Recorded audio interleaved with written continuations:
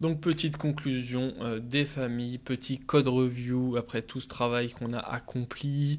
J'espère que vous avez appris quelque chose, que ce soit le chain of score, le découpage des responsabilités, enfin le chain of score, le chain of responsibility, le don't repeat yourself, la primitive obsession qui peut vraiment nous être utile. Ça, c'est vraiment un refacto qu'on a fait, qui est, je pense, plutôt pas mal, mais il y a évidemment beaucoup mieux à faire. Il y a plein d'autres choses qu'on peut faire, j'imagine.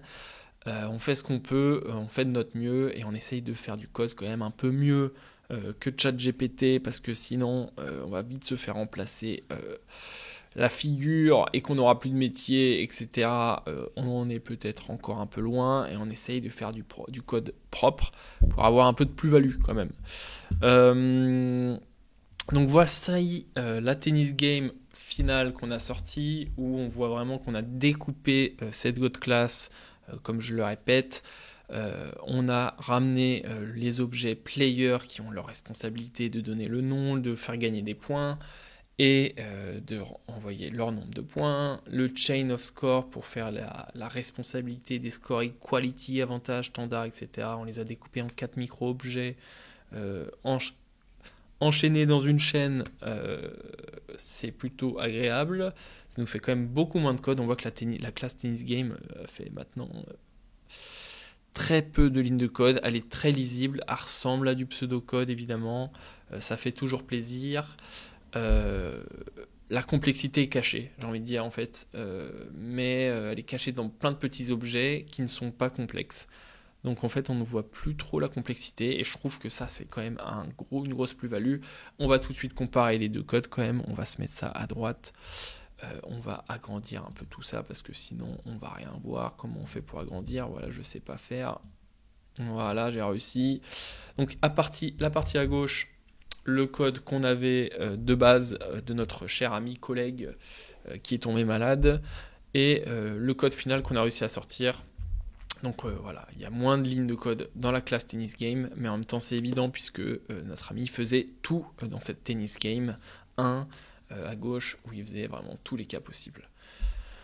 Ça peut lancer des débats, hein. Il y a des gens qui vont dire bah, c'est quand même plus agréable d'avoir tout le code, même s'il est pourri, au même endroit que dans plein de petits objets, plein de petits fichiers, mais bon, ça c'est des débats infinis, et les petits objets, on pourrait tout mettre aussi dans le même fichier, ça ferait quand même plus de lignes de code, c'est sûr, mais en tout cas plus facile à comprendre et plus facile avec des responsabilités bien découpées, c'est plus facile d'ajouter de la nouveauté, des nouvelles features, de modifier qu'un seul bout de code et que rien, ça fait pas tout péter quoi. Ici pour ajouter des features, c'est certainement plus difficile. Voilà, je pense. Donc on a quand même ici beaucoup de if, de for, des dictionnaires, etc. Là, on a vraiment plus aucun for, plus aucun if. On en a un ici, mais bon, il est privé, voilà, il est un petit peu caché. Vraiment, on a réussi à faire du code sans if trop visible, ça c'est pas mal. On a ramené du coup des micro-objets qui sont pas énormes. Voilà, ça c'est une classe player qui nous fait le taf, ça fait énormément plaisir.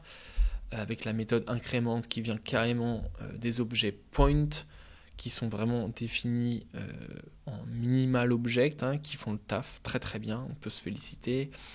La chain of responsibility qui est un peu plus peut-être difficile à lire pour un développeur débutant, mais on n'est pas là pour être lisible par des développeurs débutants, on est là pour être lisible par des développeurs, et si le débutant il veut apprendre à lire ça, c'est pas non plus très très complexe, les ifs sont simples, les responsabilités sont simples, ça fait toujours plaisir. Voilà, moi je trouve qu'on est quand même plutôt carré. Le code qu'on a produit, je pense, est mieux. On a eu un grand voyage, voilà, on a découpé les responsabilités, comme je le répète, et ça fait toujours plaisir. J'espère que vous avez appris quelque chose dans cette vidéo, c'est tout l'objectif de cette chaîne tout simplement, et que vous avez passé un bon moment, et je vous souhaite une bonne journée, une bonne après-midi, une bonne vie, tout simplement, voilà, j'ai envie de dire. Et puis je vous dis à la prochaine, n'hésitez pas à vous abonner ou à commenter, à poser des petits likes, ça fait toujours plaisir, et bonne continuation, et à bientôt, j'espère.